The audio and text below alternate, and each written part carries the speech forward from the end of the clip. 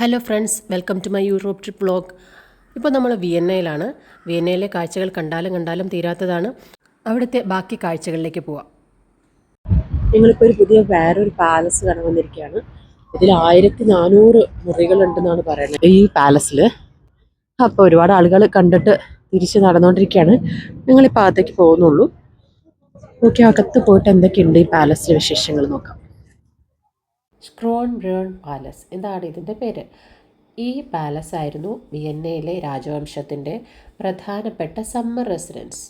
നമ്മൾ ആദ്യം winter palace കണ്ടു, ഇപ്പോൾ അതേ സമ്മർ പാലസും കാണുകയാണ്.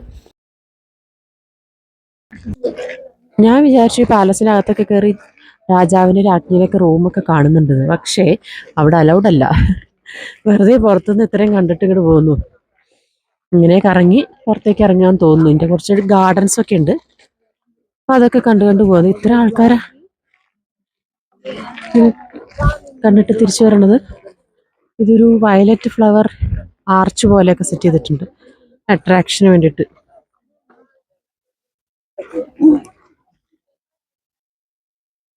ഇതൊരു മെയിൻ ഫോട്ടോ ഷൂട്ടിന്റെ സെന്റർ ആണെന്ന് തോന്നുന്നു. കാരണം കുറേ പേര് അവിടെ നിന്ന് ഫോട്ടോ എടുക്കുന്നുണ്ട്. ഈ വയലറ്റ് ഫ്ലവേഴ്സും ഇത് ആർച്ചൊക്കെ വന്നപ്പോൾ നല്ല രസമുണ്ട് കാണാൻ. ഞങ്ങളുടെ കൂടെ ഒന്ന് ലേഡിയൊക്കെ ഫോട്ടോ എടുക്കുന്നുണ്ട്. ഇവിടെ വേറെ രണ്ടുപേരും ഫോട്ടോ എടുക്കുന്നുണ്ട്. ഇത് ആ പാലസിന്റെ ബാക്ക് സൈഡ് ആണ്. ഫുൾ ഗാർഡൻ, ചുറ്റുപാടും ഫുൾ ഗാർഡൻ ആയിട്ട് ഇപ്പോൾ കുറേ റിനോവേഷൻ ഒക്കെ നടക്കുവാണ്. ഇത് കിങ്ങിന്റെയും ക്യൂവിന്റെയും വേനൽക്കാല വസതിയാണെന്നാണ് പറയുന്നത്. അപ്പോൾ അവർ സമ്മർ ടൈമിൽ ഇവിടെ വന്ന് എൻ്റെ ദൈവമേ, ഇതേ ഇങ്ങോട്ട് നോക്കി എന്ത് ഭംഗിയാന്ന്. ഞാൻ ഇപ്പോഴത് കണ്ടേട്ടോ, സൂം ചെയ്യാമേ. What a beautiful. നേരെ കാണുമ്പോൾ നല്ല ഭംഗിയാണ്. ക്യാമറയിൽ അത്രയും കിട്ടുമെന്ന് അറിയില്ല. നല്ല രസമുണ്ട്. ഇവർ അത്യാവശ്യം വലിപ്പമുള്ള കിങ്ഡം ആയിരുന്നു ഇവരുടെ അല്ലോ. അതുകൊണ്ട് നല്ല രസത്തിൽ സമ്മർ പാലസും വിൻ്റർ പാലസും ഒക്കെ ഉണ്ടാക്കിയിട്ടുണ്ട്. അപ്പോൾ ഈ പാലസ് ഇവിടെ അവസാനിച്ചിട്ട് ഇവരുടെ ഗാർഡൻ പ്ലസ് അനദർ ഒരു ബിൽഡിംഗ് എല്ലാം ഉണ്ട്. അടിപൊളി. ഓക്കെ, നമുക്കിനി ആ സൈഡിലേക്ക് എന്തൊക്കെയാണ് ഉള്ളതെന്ന് നോക്കാം. വലിയ സ്റ്റാച്യൂസ് ഒക്കെ കൊണ്ട് കുറേ.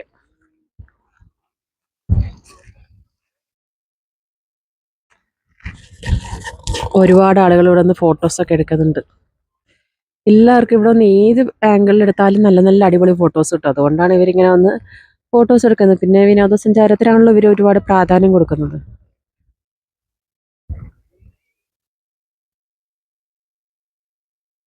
ഇതൊരു ചക്രവ്യൂഹമാണെന്ന് പറയാം. ഇതുണ്ടോ ഈ ഒരു സംഭവം? ഇതുപോലെ തന്നെയാണ് അകത്തും. പുല്ലുകൊണ്ടാണ് ഉണ്ടാക്കിയിരിക്കുന്നത്. അതിൻ്റെ അകത്ത് പോയാൽ നമ്മളിങ്ങനെ വഴി കണ്ടുപിടിച്ച് സ്വയം പുറത്തേക്ക് വരണം. Irrigation and labyrinth, maze and labyrinth എന്ന് എഴുതിയിട്ടുണ്ട്. ഇവിടെ അതിന്റെ ഡീറ്റെയിൽസ് ഉണ്ട്. എന്താണ്? ആണോ? പപ്പിക്ക് പോണായിരുന്നോ? ഓ, ഇതതിന്റെ ഇമേജ് ആണ്.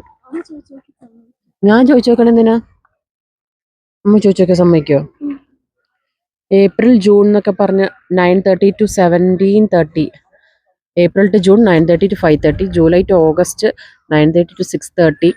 സൺലൈറ്റിന്റെ ഇതുകൊണ്ടാണ് അവർ ഉദ്ദേശിക്കുന്നത്. കാരണം വിന്ററിൽ 4 മണിയാകുമ്പോഴത്തേക്ക് അവർ അടയ്ക്കും. October to November 2. ഇതാണ് ഇമേജ്. ഇവിടെ ഓരോ മഹാന്മാരുടെ സ്റ്റാച്ചു ഉണ്ട്. സോക്രട്ടീസ്, പിന്നെ പ്രോമിത്യൂസ്, അങ്ങനെ കുറേ ദേവന്മാരുടെ സ്റ്റാച്ചു വൈറ്റ് കളറിൽ ഇവർ ഇങ്ങനെ വെച്ചിട്ടുണ്ട്.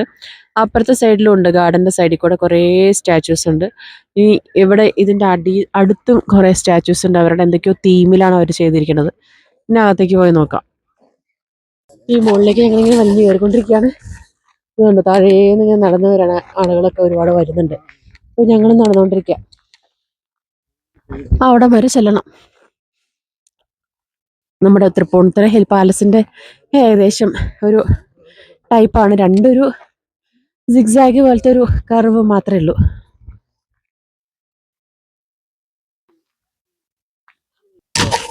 ഇവിടുന്ന് താഴേക്ക് നോക്കുമ്പോൾ നമ്മുടെ ബിൽഡിംഗ് കാണാം. അതിൻ്റെ അപ്പുറത്ത് ഫുൾ ടൗൺ ആണ്. ഉണ്ടോ? നല്ല തണുത്ത കാറ്റടിക്കുന്നുണ്ട്. ഇതുവഴി കുറച്ച് വെയിലുണ്ട്, കറങ്ങി പോവാ. ഇതുവഴി ആൾക്കാർ താഴേക്ക് ഇറങ്ങി വരുന്നുണ്ട്. ഇവിടെ കുറച്ച് തണലാ. ഏത് സൈഡിൽ കൂടെ പോണ്ടേ? ഇതുവഴി പോയാൽ മതിയോ? ഇപ്പോൾ തണുത്ത് കൂടി പോകാൻ, പക്ഷെ നല്ല കാറ്റുണ്ടെന്നുണ്ടോ, ഇലയൊക്കെ കിടന്ന് ഇളകുന്നുണ്ട്.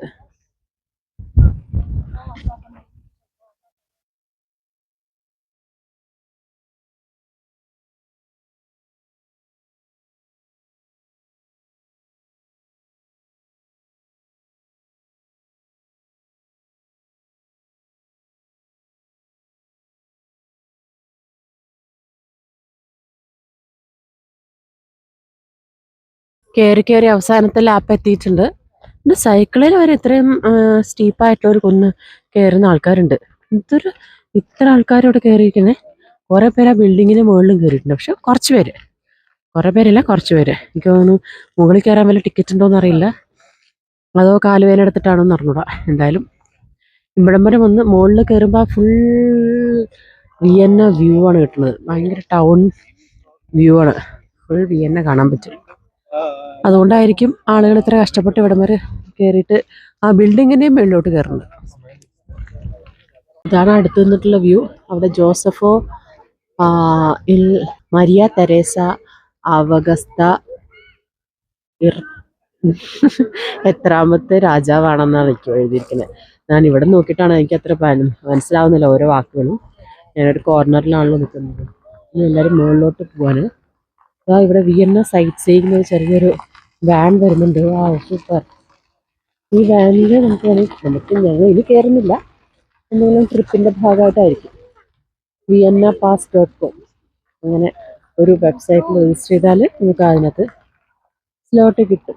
നമ്മളിപ്പോൾ മുകളിലേക്ക് പോകുന്നുണ്ട് കേട്ടോ. ഇവിടെ എത്തി.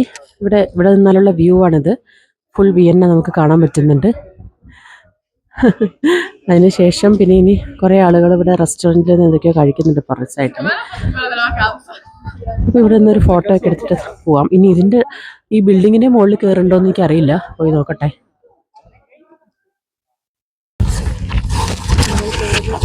വന്ന് നോക്കി മേളിലേക്കുള്ള സ്റ്റെപ്പ് ഉണ്ടോയെന്ന്. അപ്പോഴാണ് മനസ്സിലായത്, ബാക്കിൽ റെസ്റ്റോറൻറ്റ് കണ്ടില്ലേ, ആ റെസ്റ്റോറൻറ്റ് അകത്തു കൂടെയാണ് മുകളിലേക്കുള്ള വഴി.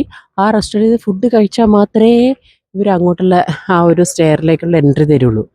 അതൊരു ഭയങ്കര ഒരു ട്രാപ്പാണല്ലോ. അതുകൊണ്ട് അവിടെ ഇപ്പോഴും ക്യൂ ആണ്. ഒരു 10-15 പേര് അവിടെ ക്യൂ നിൽക്കുന്നുണ്ട് റെസ്റ്റോറൻറ്റ് അകത്തേക്ക് കയറാൻ. പിന്നെ ഫുഡ് കഴിക്കണം, പിന്നെയാണ് മുകളിലേക്ക് കയറ്റുള്ളൂ. അതുകൊണ്ട് നിങ്ങൾ ഏറ്റവും മുകളിൽ കയറണ്ടെന്ന് വെച്ചിരിക്കുകയാണ്. ഇപ്പോൾ ഇത്രയാണ് വ്യൂ. ഇപ്പോഴാണ് ഈ ഒരു ബിൽഡിങ്ങിൻ്റെ സെൻറ്ററിൽ വന്നത്. ഇവിടെ അവരുടെ കുറേ രാജ്യചിഹ്നങ്ങളുണ്ട്, പിന്നെ കുറേ രാജാവിൻ്റെ രാജ്ഞിയുടെയും പേരൊക്കെ എഴുതി വെച്ചിട്ടുണ്ട്.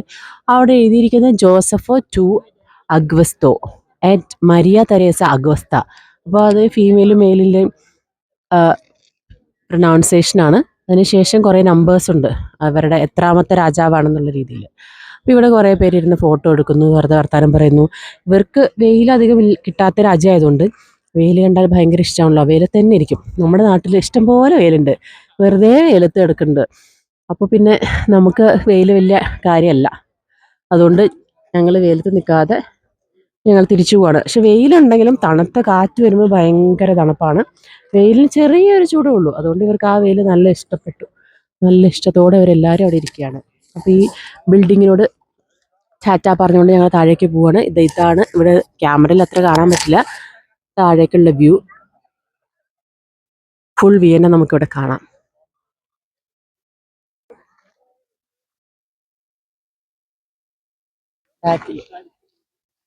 ഒരു കുളമുണ്ട്, നമ്മുടെ രാജാവിൻ്റെ രാത്രിയുടെ കൊട്ടാരം. ഈ അടുത്ത സ്ഥലത്ത് കാണാം. പിന്നെ ചെവിയിലെ കാറ്റടിച്ചിട്ടാണ് ഈ സാധനം വെച്ചിരിക്കുന്നത്. അപ്പോൾ ചില ഫോട്ടോസിലൊക്കെ അത് കാണാൻ പറ്റും. വേറെ തണുത്ത കാറ്റ്.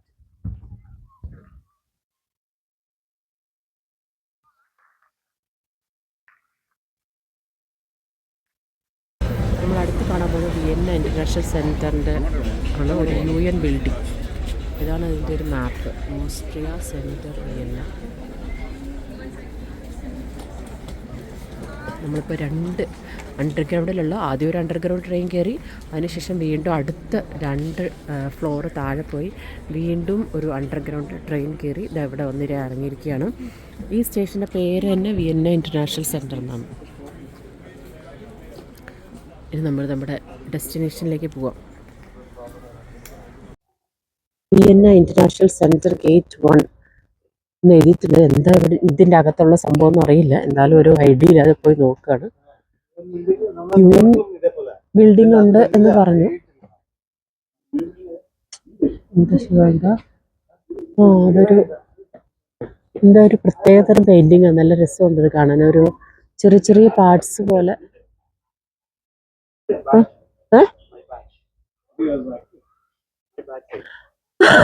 അത് കൊള്ളാലോ, എനിക്ക് മനസ്സിലായില്ല ആദ്യം. ഏണസ്റ്റനെങ് ബാക്കില് കണ്ടോ ഇവൈന്ന് എഴുതിയിട്ടുണ്ട് ഇവിടെ. അപ്പോൾ എൻ്റെ ഹസ്ബൻഡ് ഇവയിലെ എംപ്ലോയി ആയിരുന്നു, റിസൈൻ ചെയ്തിട്ട് ആണ്. പക്ഷെ എവിടെ നമ്മുടെ രാജ്യത്ത് പോയാലും ഇവൈ കാണുന്നുണ്ട്. സൗത്ത് ആഫ്രിക്ക വരെ പോയിട്ട് കണ്ടു, അപ്പോൾ ഇവിടെയും കണ്ടു, വിയന്നയിലും കണ്ടു. നമ്മൾ വിയന്ന ഇൻ്റർനാഷണൽ സെൻറ്ററിൻ്റെ അകത്തേക്ക് കയറ്റിയില്ല, അവർ പബ്ലിക്കിനെ അലൗ ചെയ്യില്ല. അതിൻ്റെ ബാക്കിലുള്ള 2 UN ബിൽഡിങ്ങുകളാണ്.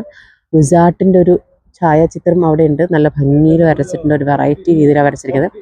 ബിഗ് 4 ഫേംസ് ആയ PwC, one of the big 4 firms PwCയുടെ ബിൽഡിംഗ് ആണ് ഇവിടെ കാണുന്നത് വീണ്ടും.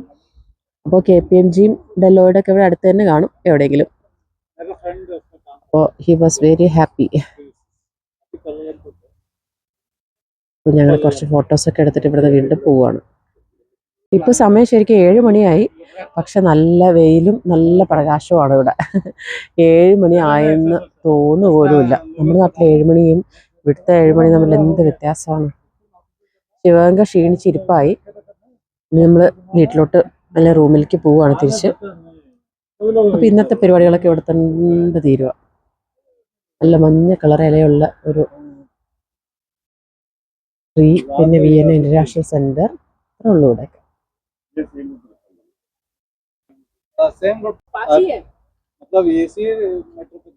7 PM video from Vienna.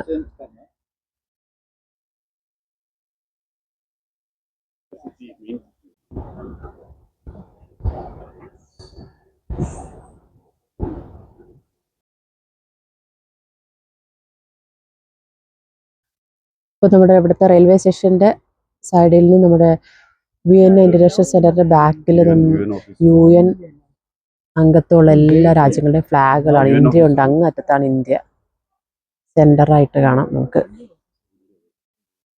India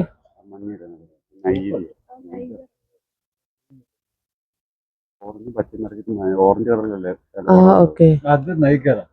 ഓ അത് നൈഗറാണോ? അത് ഇവിടെ ഒരെണ്ണമുണ്ട്, ഇവിടെ ഓറഞ്ച് പച്ചയും വെള്ളയുണ്ട്. അങ്ങനെ ഒരുപാട് രാജ്യങ്ങളുടെ കാണാൻ പറ്റും.